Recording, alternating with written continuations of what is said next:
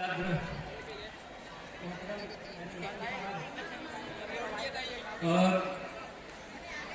مزید سے آئے ہوئے تمام مہمان صاحب، جناب پرنسپل صاحب، اساتذہ اکرام، نیز ملازمین اور عزیز دوستو، السلام علیکم۔ وعلیکم السلام ورحمۃ اللہ وبرکاتہ۔ جیسا کہ ہم لوگ جانتے ہیں، یہ پروگرام مولانا ابوالکلام آزاد صاحب کی یوم ولادت کے موقع پر رکھا گیا تھا، اور میری تقریر کا عنوان بھی جیسا کہ سر نے عرض کیا غبار خاطر کے حوالے سے ہے۔ غبار خاطر مولانا ابوالکلام آزاد کی شخصیت نہ آپ سے چھپی ہے نہ ہم سے چھپی ہے۔ یہ نہاتر شخصیت نہیں ہے بلکہ احاطہ شخصیت ہے۔ مولانا ابوالکلام آزاد کی شخصیت ایک ابتری شخصیت ہے، جن کی علمی رنگارنگی کو دیکھ کر ایک محقق کے لیے یہ بڑی مشکل کی بات ہے کہ مولانا کی کس زندگی پہ بات کی جائے۔ مولانا کی ادبی زندگی پہ بات کی جائے یا سیاسی زندگی پہ بات کی جائے۔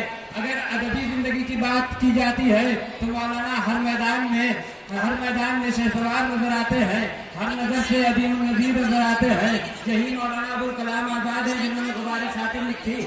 غبار خاطر کب لکھی گئی؟ جب قید خانے میں تھے مولانا ابوالکلام آزاد 1942 سے لے کر 1945 تک کے عرصے میں غبار خاطر مولانا ابوالکلام آزاد نے لکھی۔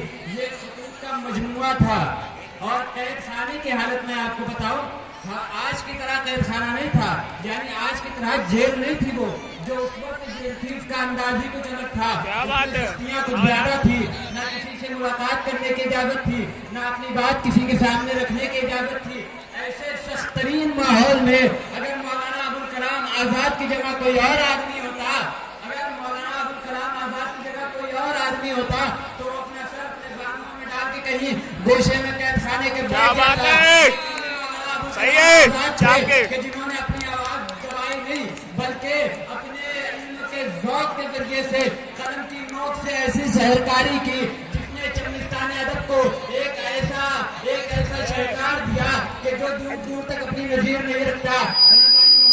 جب ہم غبار خاطر کا تجزیہ کرتے ہیں اور اس کے خطوط پہ نظر کرتے ہیں تو اسی غبار خاطر کے اندر، انہی خطوط کے اندر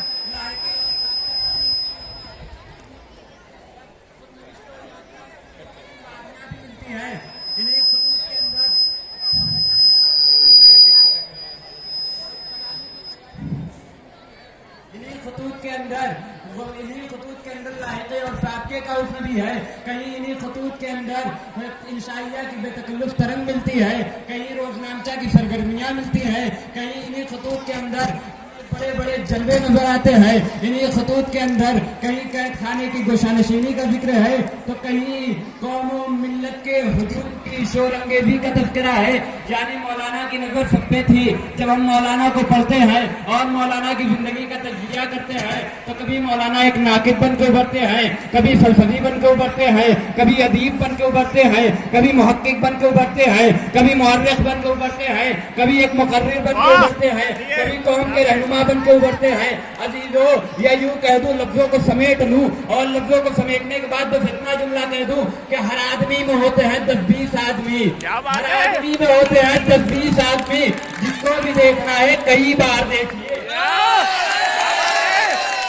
یہی مولانا ابوالکلام آزاد دیکھیے، ایک بات عرض کرنی ہے جو بہت ضروری ہے کہ جو آج ہم اپنا وقت چائے کی ہوٹلوں پہ گزار رہے ہیں، خصوصاً علی پورہ والے، آزاد نے کیا کہا؟ دیکھیے آج کے اتنے سال پہلے ہماری قوم کے مولانا نے اس چائے کے حوالے سے کیا کہا ہے۔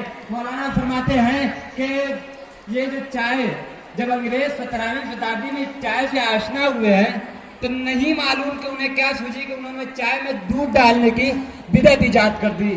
نئی بات، اچھا چونکہ ہندوستان میں چائے کا رواج انہی کے ذریعے سے پھیلا ہوا تھا، لہٰذا یہ بدعت سیاح پورے ملک میں پھیل گئی۔ رفتہ رفتہ معاملہ یہاں تک پہنچ گیا کہ لوگ چائے میں دودھ ڈالنے کی جگہ دودھ میں چائے ڈالنے لگے۔ پھر ایک خاص قسم کا سیال حلوہ بنا کے اسے کھانے کی جگہ پینے لگے اور خوش ہونے لگے کہ ہم نے چائے پی ہے۔ ان نادانوں سے کون جا کے کہے ہائے کمبخت تو نے چائے پی ہی نہیں۔ کیا بات ہے۔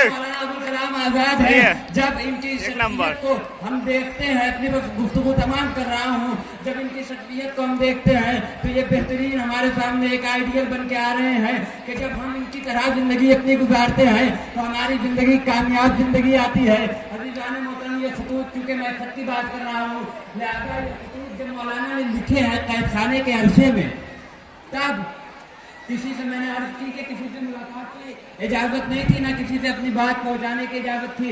मौलाना ने उस वक्त मौलाना हबीबुर रहमान साहब को मुखातब करके फरमाया है कि मैं जानता हूं कि मेरी सदाएं आप तक नहीं पहुंच रही हैं, लेकिन ताहम तबेरे नाले संज को क्या करूं कि सेवन के बगैर नहीं रह सकती। लिहाजा आप मेरी बात सुने या ना सुने, आप तक मेरी बात पहुंचे या ना पहुंचे, मेरे ज़ौक़े मुखातबत के लिए यही ख्याल बस करता है कि मेरा रूह सुखन आपकी तरफ है। क्या बात है। जब मौलाना अबुल कलाम सही है। आजाद के हम गुबारे खातिर का तज्जिया करते हैं और इसके असलूब पर नजर करते हैं तो हमें जिंदगी गुजारने के तरीके भी मिलते हैं, तारीखी हकायक भी मिलते हैं, इसी के अंदर हमें मजहबी मुशगाफियाँ भी मिलती है, तौहीद के दलाइल और बरहानीन भी मिलते हैं। आखिर में दुआ गो हूँ पालने वाले, हमें मौलाना अबुल कलाम आजाद की शख्सियत को अपनी जिंदगी में ढालने की तौफीक दे और इनकी जिंदगी पे हम चल के अपनी जिंदगी को कामयाब बनाएं। आमीन। शुक्रिया। सुभान अल्लाह।